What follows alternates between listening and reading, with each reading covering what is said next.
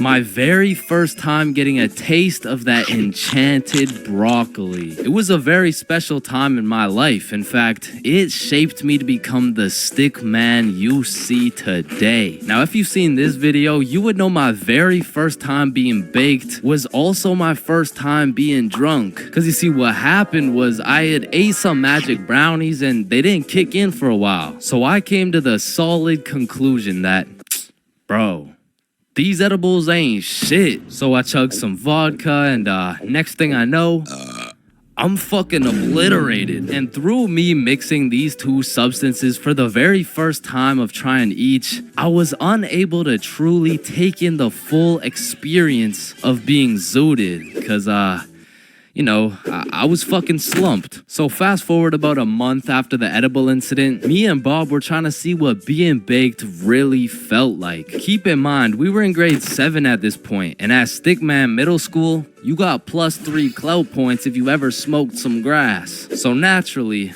we were fiending for some Mary Jane, and we had just the person to call. Yo, Billy. Hey, what's up? Me and Bob were trying to smoke some marijuana. Shut up. The feds might have tapped my phone, bro. Chill. Oh shit, my bad. I meant we're trying to blow some pipes. Hey, yo, pause. What the fuck? We're trying to inhale Satan's spinach? I don't know. I bet. I got some gas for you boys. Meet me at Stickman Park at 6 p.m. sharp. Okay, bet. And soon enough, it was 6 p.m. sharp and we were posted at Stickman Park. The homie Billy pulls up fully equipped with the gas. Yo, we gotta find somewhere discreet to do this. Oh, let's do it in the trees over there. Alright, that works. So we walk into this little forest with a bench in it and Billy whips out the pipe. What the fuck is that? It's a pipe. I took it from my sister's room. Bro, are you sure you didn't accidentally take her dildo instead? Shut up, bro. Lots of people smoke out of these bad boys. I don't know. There's just something about the way that it's shaped. It kind of. Are we smoking or not? Yeah, we're smoking. And then Billy takes out a plastic bag with the gas. Yo, take a whiff of this shit. And at this point, I had never got a sniff of the za before. So when I did take a whiff, damn, that's some strong shit right there. Hell yeah. And I got it from the plug for 50% off. Damn, bro, this is gonna get us high as hell. So Billy packed the pipe and handed it to me. He whipped out the lighter and said, suck it. Hey, yo, pause. Oh my. All right. Inhale. Oh, I got you. And there it was, my very first hit of the Zaza. And I was coughing up a storm. And as Bob was taking his hit, I was sitting there like, am I high yet? Like, is this what it's supposed to feel like? Nah, you gotta smoke some more to get baked. So Billy packs some more into the pipe and hands it to me. I inhale. But still nothing. So me and Bob are looking at each other like, bro, are we like invincible or some shit? I think so. And Billy's like, no, you have to inhale and hold it in your lungs for as long as possible. So I try it. I inhale, I held it, and then I was coughing up a storm again. We repeated these steps for like 20 minutes and still nothing. Now, me and Bob didn't know shit when it came to the topic of devil's lettuce, so we were just taking Billy's word for everything. Yo, don't worry, it'll hit you in like an hour. So we walk back to Bob's crib and sure enough, an hour goes by. Yo, are you high yet? Nah, I still feel normal. What about you? Yeah, I'm chilling. So we waited and waited all night and nothing happened. Now, a quick scientific analysis of the situation. What had happened was Billy's plug saw that he was 13 and realized he could make a quick buck off him. So he had given him 50% off. However, he gave him straight stems. Now, if you're not sure what this means, let me break it down for you using enchanted broccoli. Now, we all know that broccoli is a nutritious vegetable. However, a wide majority of the nutrients are packed directly in the broccoli crown, leaving the stem of the broccoli with very small amounts of nutrients in comparison to the top part. This means that eating the top part of the broccoli will indeed make you big and strong. However, the stem itself lacks the capacities to quote-unquote make you big and strong, if you know what I'm saying. Remember, Eat your broccoli. So essentially, me and Bob were smoking that doo-doo pack, smoking straight Reggie. So Bob and I felt as though we needed some redemption, and we knew just the perfect day to do it. April 20th, 420. So today was the day we would really know what being zooted felt like. So me, Billy, and Bob went over to our homie's house because we knew this homie in particular would have the facilities to celebrate April 20th. So we knock on his door, he lets us in, and the first thing this motherfucker says is, "So, are we smoking fat today or what?" Hey, sir. Alright, follow me. So we followed the homie into his mom's room, and when he opened her closet, she was equipped with every kind of grass you could imagine. He snatched a few pre-rolls and we went to his backyard. He lit up the first J and passed it straight to me. And after all these years, it felt as though my entire life had led me up to this very moment. I took a hit and got my real first taste of that Mary Jane. So we passed around the J's for a bit and my eyes and mouth started to dry up. So I'm like, alright, I'm gonna go get some water really quick. And the moment I stand up, it all hits at once. I just remember everything going into slow motion, and it felt like I was watching myself in a movie, almost like it was a third-person perspective. So I head into the homie's bedroom and I lay down on his bed because I was really trying to comprehend what the fuck was going on. Because my frame rates were dropping, my time perception was fucked, and I was hungry as shit. So when Billy, Bob, and the homie walk into the room with snacks, bro, I was a munch. And so for the rest of the night, the four of us just chilled out, ate some snacks, and enjoyed our very first time with that enchanted broccoli. April 20th. 420, the day when everyone puts their differences aside and they just hotbox the Earth's entire atmosphere. Man, what a time to be alive. Now, I don't know if any of y'all have gone to one of those 420 conventions before, but god damn, these motherfuckers be getting higher than Buzz Lightyear, bro. Like at this point, they aren't even baked. They're fucking deep fried. They just be walking around hotboxing cities at a time. And anyone in a 500-foot radius is gonna start feeling the effects of that Mary Jane. Like I remember my first time going to one of these things and I was still a minor with an O. However, I had done some pregame before the convention. So let me just put it like this. If I was a potato, I would have been a baked potato. So heading into the convention, I was already a little bit paranoid because as I looked around, all I could see was a bunch of hippie dudes with beards and shit. And at the time, I was just repping that peach fuzz. I was standing out like a sore thumb. So you can only imagine how hard I was shitting my pants when my high ass saw a cop walking in my direction. I instantly started brainstorming how I was gonna outmaneuver this cop so he doesn't send my ass to jail. So boom, busted a right, dropped the shoulder, hit a left, and I ran into this crowd of people. And I don't know about y'all, but for me, whenever something remotely scary happens while I'm zooted, I'm gonna be paranoid for the rest of my high. So in my high ass brain, I'm like a wanted criminal. I got 5 stars right now. So I'm out here constantly scanning the area for 12, right? But I start to make some notable observations. I realize half these motherfuckers are wearing sunglasses and it's not even sunny. Like, how the fuck did I miss the memo this bad? But luckily for me, there's hundreds of dudes selling overpriced random ass shit. So it really didn't take long for me to find a dude selling sunglasses. And even though it was 25 bones for these shitty ass sunglasses, I still cop them so I can hide my identity. And of course, the glasses have the devil's lettuce plastered all over them, but I'm El Chapo level wanted at this point. So I'm doing anything I can to hide my identity, including dropping my life savings on these dog shit glasses. So I'm out here pushing through these groups of people, but I'm keeping it low key. And as I'm scanning to the right of me and to the left of me, my dumbass pretty much walks right up to a cop. And the moment I realized that homie was right in front of me looking at me,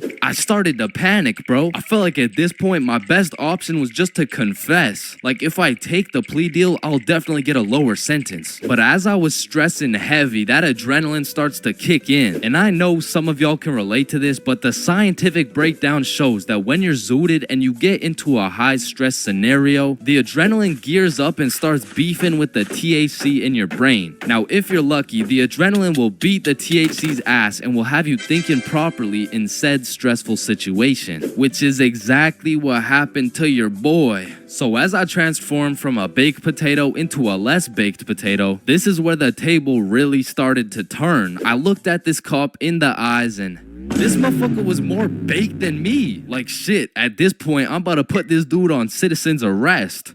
Officer, are you baked right now? No, there's a, sorry, there seems to be a lot of cannabis in the air right now, and so it's like this poor officer probably had to pull an 8-hour shift in the world's biggest hotbox while trying to do his job. And needless to say, after realizing the officers were faded than a hoe, I had no problem walking around with my peach fuzz mustache smoking on that Mary Jane.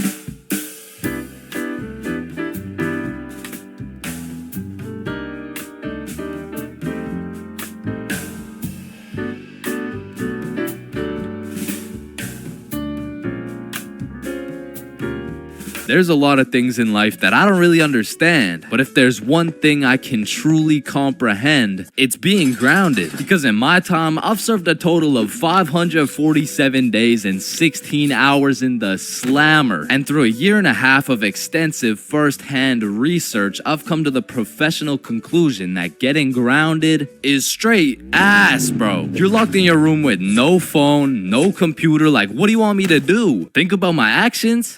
Hell nah. Being grounded had a young me doing the stupidest shit ever, bro. Like I was popping handstands, hitting my head against the wall, playing with the door stopper thingy. Shit, I got so bored I even read a few pages of a book like an absolute nerd. And now that I think about it, Percy Jackson and the Battle of the Labyrinth was actually a spectacular read. Now listen, there's only one thing worse than being grounded, and that's being falsely imprisoned for life. Well, now that I think about it, there's a lot of things worse than being grounded, but one of which is being grounded during summer, bro. There's something about being able to hear all the happy children, the ice cream trucks, your homies having fun, the hoes throwing rocks at your window, asking you to come outside, or you just cry yourself to sleep because there never was any hoes throwing rocks at your window asking you to come outside. It's just you, your Percy Jackson books, some used toilet paper, and the existential thoughts in your head questioning if it's even worth it. And listen, I'm sure everyone can pick up on the fact that I'm a really intelligent dude. Smart all around, really, but trust me when I say, I wasn't always this smart, bro. In fact, in kindergarten, my dumbass fully believed with my whole heart that being grounded meant your parents would just dig a decent-sized hole in your backyard, toss you in, and bury you alive for the time being. And so I'm sure you could imagine my surprise when my OG friend of 5 days said, yeah, I got grounded for 2 whole weeks. Holy fucking shitballs, dude, are you okay? No, man, it's really hard. I didn't get to touch any of my toys or anything. Damn, how long ago was that, man? Oh, I'm still grounded. What? No, you're not. Yeah, dude, I'm grounded right now.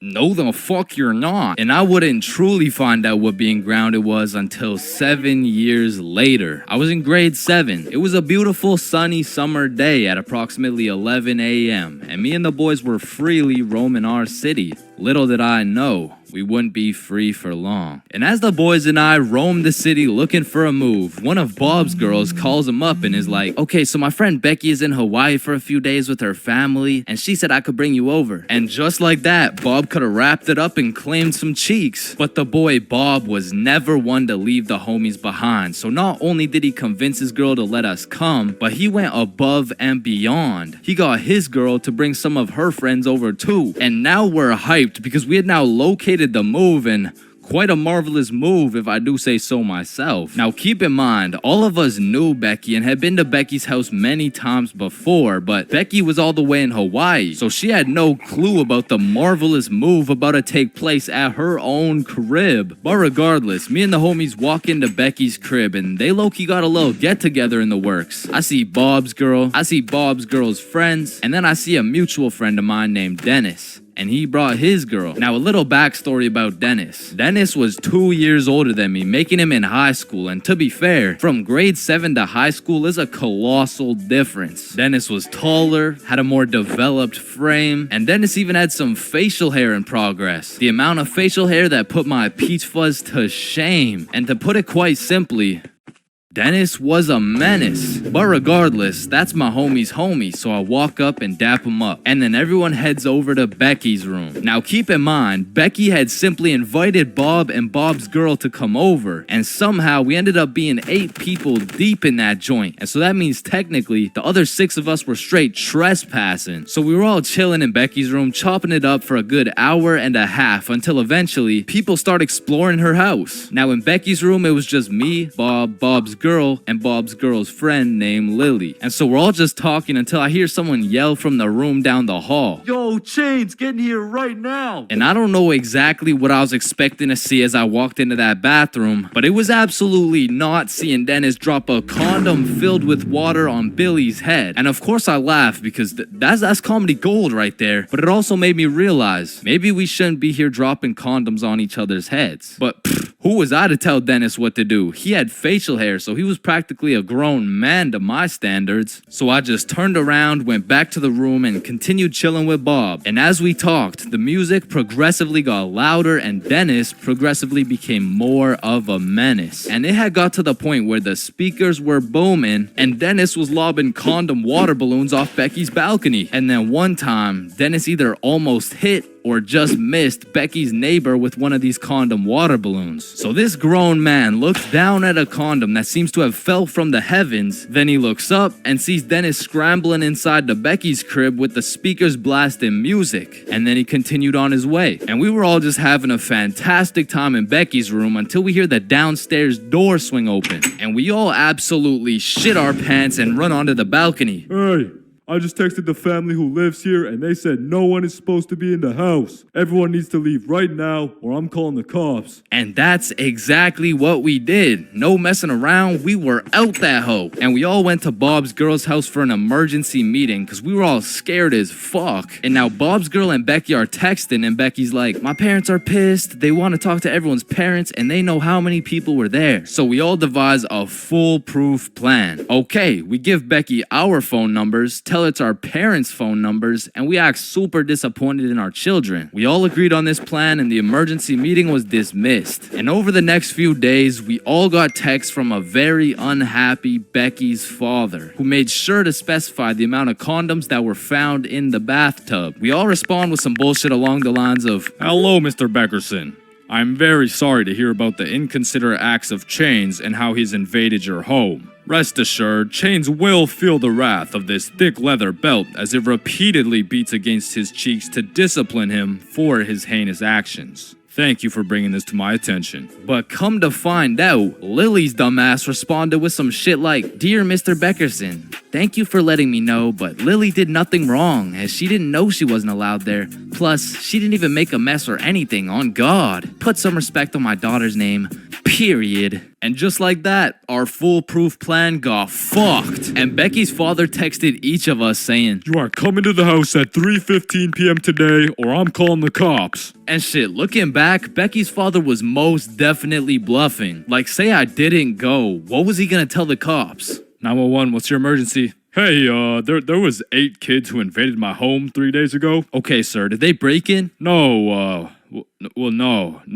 my daughter gave them the key. Sir, why the fuck are you calling 911? There was condoms in the bathtub. But like I said, I wasn't very smart and I didn't have the brain capacity to think that far ahead. So everyone shows up to the house and Becky's father sits us down and makes each of us individually call our parents and explain what we had done. And I went first. Hey mom, so I went to Becky's house the other day, but she was in Hawaii and I wasn't really invited. And there was condoms in the bathtub. Needless to say, we all got our shit whooped and I received my very first grounding with a sentence of 1 month in the slammer. There's levels to friendships. I mean, you could have known your homie since you were 2 years old. You could have lived together. I mean, you could have survived the whole zombie apocalypse together. But shit, the truth is, you haven't truly experienced brotherhood until you and your homie have participated in a 2-man mission. Like, just look at Kobe and Shaq, man. That type of chemistry can only be achieved by running a two-man. Shit, I bet these motherfuckers were running two-mans every night. And you already know Kobe was laying down that Mamba mentality while Shaq had his girl O'Nealin'. But for those of you who may be wondering, Chains, what the hell is a two-man mission? Well, I'm glad you asked. It's quite simple, really. It's when you're gonna link with a girl, but you bring your homie and she brings her homie. And what this does is it sets an environment when you and your homie can dribble,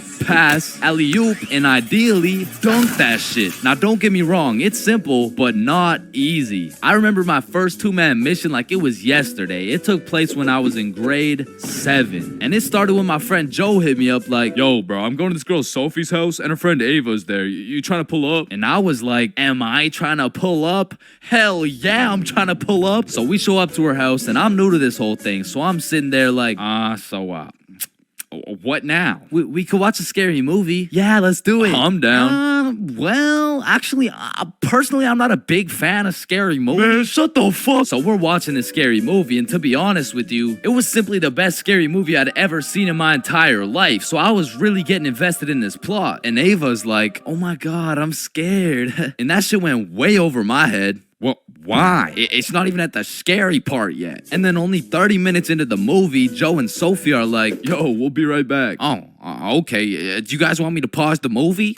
Nah, it's all good, bro. And you see, what Joe just did right there was a calculated move. In basketball terms, he just set an ISO. So now it was 2 1v1s. And the situation was absolutely perfect, but the problem was, I actually liked the fucking movie. And that violates rule number 3 in section 7 of how to pull off a successful two-man. Never give a fuck about the movie. Because the truth is, the movie length is like the shot clock. If you end up actually watching the entire movie, you failed the mission. But I had no clue, and to be honest, I didn't even know what a two-man was at the time. So I got some popcorn and I was just watching the movie. But when the climax of the movie was about to come around, I did something that violated every term and agreement of the two-man mission. I went over to Joe and Sophie like, hey guys, quick, you're gonna miss the best part. Oh, fuck. And I missed the climax of the movie, but shit, I seen a climax. And needless to say, Joe never invited me to a two-man mission since. But you know I had to redeem myself, even if it was 3 years later when I was in grade 10. It was a Saturday night, and me and Bob were looking for something to do. And I'm gonna keep it a stack with you, bro. I had no motion. Like, my Snapchat was drier than a Popeye's biscuit, bro. But lucky for me, Bob had a roster. And I'm talking an all-star lineup of girls who just want Bob on their body. And I don't blame them. I mean, shit, I got Bob on my body right now. And you can too at chainsclub.shop. That's right, we got hoodies, shirts, beanies, socks, keychains, stickers, you name it. And starting at the price of $4.20, Bob can be all yours.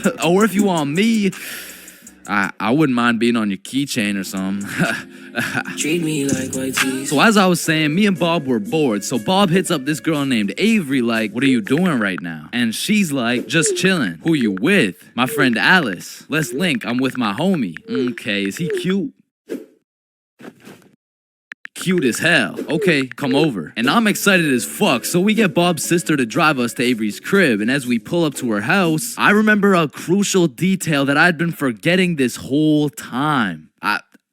I was scared of the hoes, bruh. And as we walked up to her door, I was starting to get flashbacks of me and Joe's two-man, where Joe tossed up an alley-oop for both of us, and I blocked his shot, metaphorically and literally. And as I'm psyching myself up, Bob calls Avery to tell her we're here, and she's like, so, my parents are asleep, so you're gonna have to come in through my window. Shit. So we walk around the side of the house to Avery's room, and lucky for us, there's this big-ass window, and I'm like, yo, can you open it so we can get in? And she's like, it is open. Bro, only this tiny ass rectangle in the top left was open at a 60-degree angle. But that was our only way in, so I helped Bob up and through the window. But now I gotta get up there, and I'm bigger than Bob, so I put my head through and I'm trying to slowly creep into the room, and then I lean just a little too far and I'm headed face first onto Alice's hardwood floor. And listen, Bob has come in clutch many times. He saved me from drowning, coyotes, getting in trouble, but out of all these things, I'm most grateful for Bob catching me as I fell through this fucking window. Because drowning and dying would have been pretty bad, like boo-hoo, rip Chains, you know what I'm saying? But imagine falling through a window and eating shit face first in front of the hose. Like, I would have preferred the drowning, bro. But after that close call, I was a little flabbergasted, you know what I'm saying? But Alice has the audacity to ask me this loaded-ass question like, oh, hey, what's your name? Me? Yeah, you. It's, the name's for real. Chains for real. Nice to meet you, Mr. Frill. I'm Alice. And so we all just started talking and shit, but I keep noticing Alice was getting a bunch of text messages. And I remember thinking it was probably her mom or something, so I shrugged that shit off and I'm like, yo, we should watch a movie. Yeah, we should. God, yeah. And I wasn't about to make the same mistake I made last time. So I found the most dog shit horror movie on the face of Netflix and threw that shit on. And man, that shit was ass. In fact, it was so ass that we just started cuddling and shit. Like, what else was there to do? But now that we were close, I could feel the vibrations of Alice's phone getting a call, so she's like, 1 second, I'll be right back. And I wasn't trying to eavesdrop, but I could low-key hear what she was saying through the door. I'm just at Avery's house. We're watching a movie. Oh my God, okay, that's fine. Okay. But when she comes back, she puts a pillow between us. Like the same type of shit two dudes do to make sure they don't fuck in their sleep. And I'm trying to piece everything together, and as I'm coming to the conclusion that this girl has a boyfriend, I hear footsteps coming towards the door. And when the door opens, I'm fucking bamboozled to see a 60-year-old man who looks furious. And I'm just hoping this isn't Alice's boyfriend, because if it is, we got bigger problems on our hands. But as I seen the way this man looked at Bob, I realized he's Avery's dad. And Bob wasted no time jumping out that fucking window. But for me, let's just say that shit wasn't very elegant, because I got stuck for what felt like 5 minutes making eye contact with this grown-ass man. Well, what are you trying to seduce my dad or something? Like get the fuck out. And I'm not gonna lie, we ran, bro. And once we made it home, me and Bob were relieved. But when I go to check my phone, I got a little notification on Snapchat. And I'm expecting it to be Alice or maybe even Team Snapchat or something, I don't know. But I sure as hell wasn't expecting it to be a motherfucker named Ryan Donaldson. And Ryan must have woke up on the wrong side of the bed this morning, because he's like, what the fuck did you do, dude? So I hit him back with a, who dis? And he's like, Ryan Donaldson. Yeah, no, I can see your username, bruh, but I have no clue who you are. I'm Alice's boyfriend, bitch. And Ryan got his shit hit with an instant block, bro. And so the moral of the story is, if you're gonna...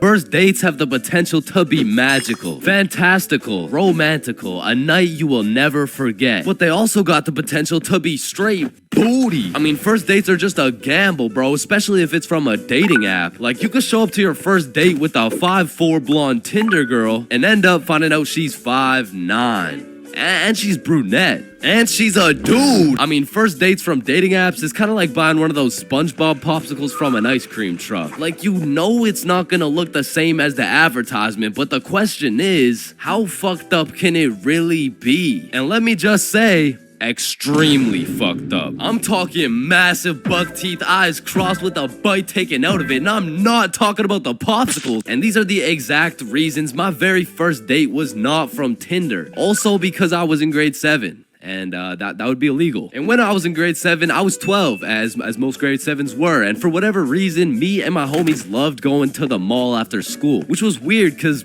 we had no money. So after another successful day of walking around and being too broke to buy anything, we walked back to the bus terminal by the mall. And as we walked up to our bus stop, we see these 2 girls waiting there. And the closer we got, the more familiar these girls started looking, until we realized one of them was in our class. And so we walk up to them like, yo, are you Kate? Oh shit, Billy, Bob, and Chains. What's up? Oh, nothing much. How are you guys doing? Oh, I'm good. This is Jessica. She's new to our school. Hi. What's up? Hello, Jessica. What brings you guys to the mall? Oh, nothing much. Just walking around and not buying anything because we don't have any money. Yo, us too. And so we all get on the bus and we're just talking and shit for a good 20 minutes until my stop comes up. So I'll pull the thingy, but before I get off the bus, I ask Jessica, yo, Jessica, do you Snapchat by any chance? Yeah, I do. Let me add you. What's your Snap name? And I remember I had some shitty ass username like, oh shit, it's MLG, Pro No Scoper, Illuminati Yo, confirmed. kid, get the fuck off the bus.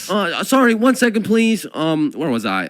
MLG, Pro No Scoper, Illuminati confirmed. And when I got home, I went on Snapchat, accepted a request, and we started talking. And we snapped all night to the point I was smiling, kicking my feet in the air and shit. Yo, I'm coming in. No, wait, don't. I'm beating my meat. Wait, shit. Yo, what boy has you smiling like that? Boy, it's a girl. Man, shut the fuck up. Oh, shit, you're serious. Wait, so the whole time you were watching Powerpuff Girls? It just had a good plot. Okay, bro. Okay, so this is what you gotta know. And my brother started running me through the do's and don'ts of being in a talking stage. All right, listen, don't text her too much, but don't text her too little. Don't talk to too many other girls. Yep, nope, that won't be a problem right there. Yep, I know, buddy. And you also gotta talk to her at school. So the next day at lunch, Bob, Billy, and I walk over to Jessica and her two friends, and we start talking again, and we make plans to go to the mall together. And boom, all of a sudden we started forming a little friend group. It was me, Bob, and Billy with Jessica, Kate, and Nikki. And we started hanging out damn near every day, hitting the mall, buying nothing, going to Nikki's house, doing nothing. But we had fun, and so inevitably, Bob and Kate start having a thing, Billy and Nikki start having a thing, and that just left me and Jessica. And so one late night, we're on Snapchat with my feet kicking in the air faster than ever, and Jessica hits me with a, so I've been thinking, well, I like you. I like you back. So, and I typed up, do you want to be my girlfriend? I fucking threw my phone across the room, nervous as hell. I get the notification, and when I go to check what she said, she was like, yes, I do. And call me Josh Giddy, the way I just bagged this 12-year-old. But the next day at school, when me, Billy, and Bob walk up to our girlfriends, I started getting all nervous and shit. There was something about the title of being a boyfriend that just had me shitting bricks, bro. It was like, hey, Chains, how are you? Oh, you know, I'm good.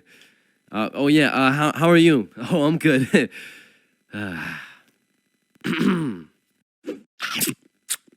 But now that all three of the boys had acquired girlfriends, Billy was like, hey, why don't we all see a movie this weekend? Like it'll be a triple date. Yeah, that's a great idea. Yeah, let's do it. It's a date, triple date. Yeah, fuck yeah. And by the time the weekend rolled around, I was still terrified of the fact that I was going on a date. And to be honest, I was also scared of the movie, bro. We came to watch It, which as a 12-year-old sounded like straight nightmare fuel, bro. But nonetheless, me, Bob, and Billy hop on the bus and arrive at the movie theater, fashionably late. And so when we walked through the doors, there was our three little girlfriends excited for our first dates. So we all walk up, hug, and then go to get our tickets. And I dropped my entire life savings on her ticket and then go into debt for mine, but nonetheless, we head to the theater. Wait, should we get popcorn? Oh yeah, of course. Hey man, how much is a large popcorn? Large popcorn, that'll be $10. Damn! What happened? Are you okay? Yeah, I just realized they ran out of popcorn.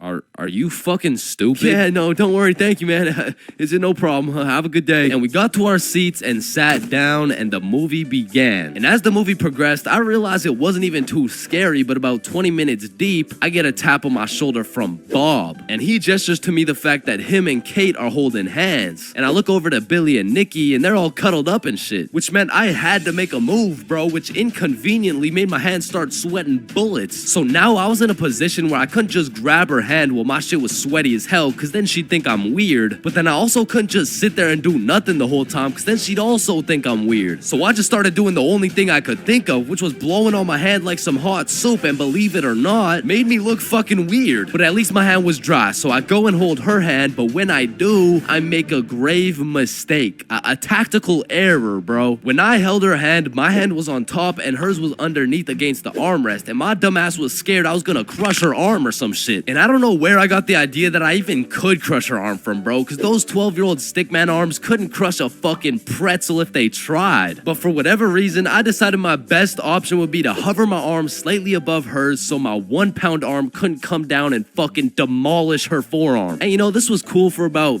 60 seconds until I started feeling the burn, which started hurting so bad that I forgot I was even watching a movie. I was just 100% focused on thugging this shit out. And about an hour into the movie, I was just fucking shaking relentlessly. I mean, at this point, it wasn't even about not having this girl think I was weird, because Lord knows it was too late for that shit. But now it was about proving to myself that I could finish the movie this way, and sure enough, I did. But at what cost? Wow, you were so scared you were shaking, huh? No, I wasn't scared at all, actually. Oh my God.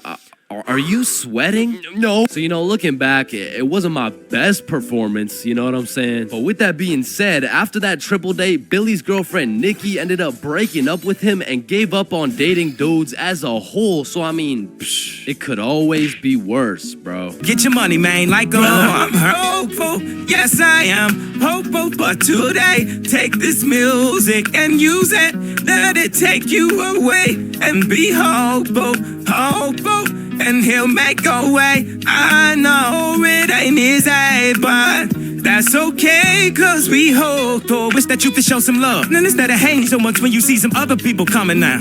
I wish I could teach the world my spleen while your music and have them chipping off the joy I bring. I wish that we can hold hands. Listen instead of dissing lessons from a grown man.